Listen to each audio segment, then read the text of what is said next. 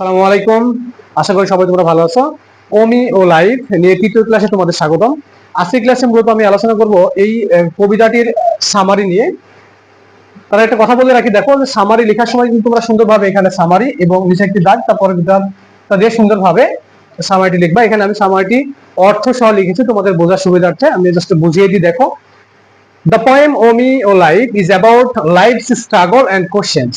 তাহলে এই মূলত কবিতাটি কি সম্পর্কিত ছিল সেটি, যে কবিতাটি জীবনের সংগ্রাম, কবিতাটি জীবনের সংগ্রাম, ঠিক আছে, এবং প্রশ্ন নিয়ে লেখা।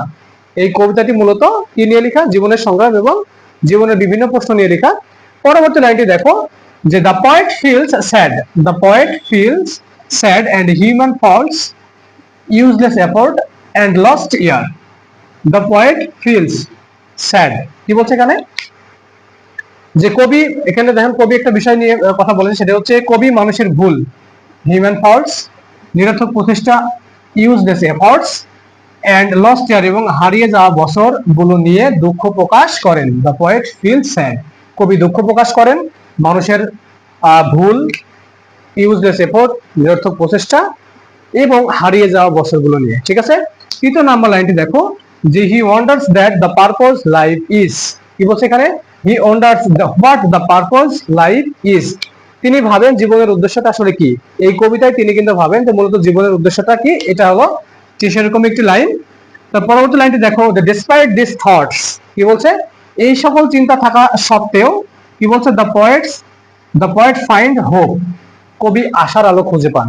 এই সকল প্রশ্ন থাকা সত্ত্বেও বা এই সকল চিন্তা থাকা সত্ত্বেও, despite this thoughts the poet finds hope.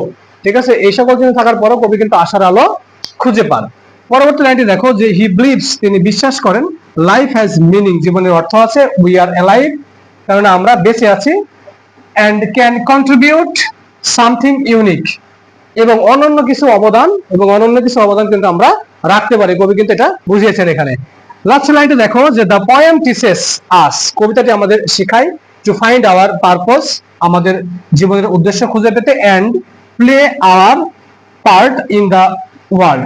ঠিক আছে, এবং পৃথিবীতে আমাদের ভূমিকা রাখতে বা ভূমিকা পালন করতেও শেখায়। এই ছিল মূলত ওমি ও লাইফ কবিতার সামারি। তোমরা এই সামারিটি সুন্দর করে বুঝে পড়ে নিবা, তাহলে দেখা যাচ্ছে প্রশ্নোত্তর করা কিন্তু অনেক সহজ হয়ে যাবে। ঠিক আছে, আসসালামু আলাইকুম।